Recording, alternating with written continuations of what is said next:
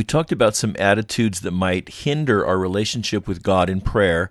Now let's talk about some attitudes and practices that actually will draw us closer to God in prayer and that make our prayer even more effective.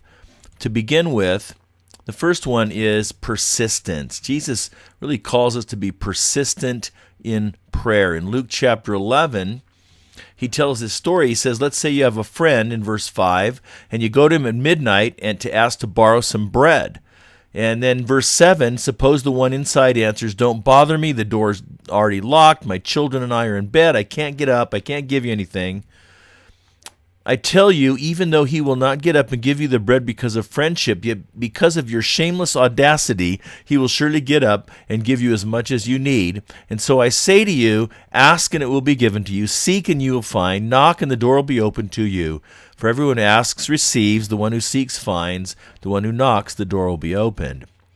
Jesus uses that little story to illustrate persistence, just to keep at it. And he invites us really to be shamelessly audacious in how we approach God in prayer. He says, look, keep asking, keep seeking, keep knocking, and you're going to receive, you're going to find, you're going to have doors opened for you by God. Just stay with it. Don't give up so easily. And so he encourages us to be persistent in prayer.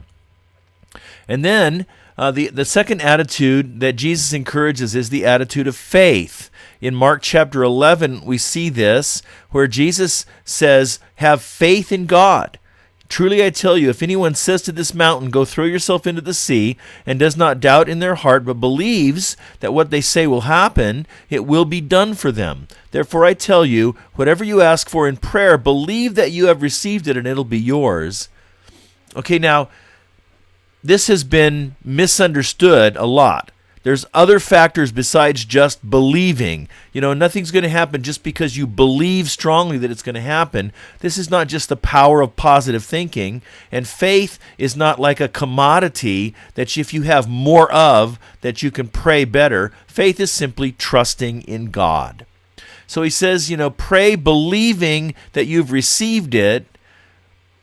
And we're going to see in a moment, again, that that's not the only factor, but it certainly is an important factor that I trust this person that I'm talking to, that I trust this person that I'm asking for help. And then here's the other boundary that kind of keeps that one in balance. The Bible tells us to pray in keeping with God's will. 1 John chapter 5. Verse 14 says, this is the confidence we have in approaching God, that if we ask anything according to his will, he hears us. And if we know that he hears us, whatever we ask, we know that we have what we asked of him.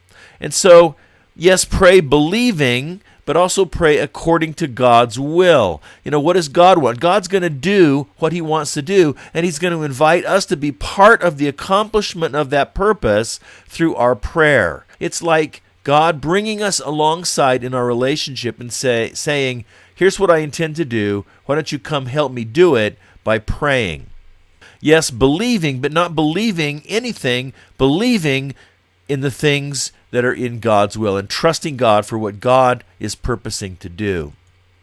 And so the point is that prayer is not about learning techniques that are going to make God listen to you, or learning somehow how to manipulate God with certain techniques or words, that God is somehow required to do what we want him to do because we had faith or because we had persistence. But prayer is about a relationship that conforms your heart to the heart of God, and that's why these elements are important. And so, again, here's something to discuss.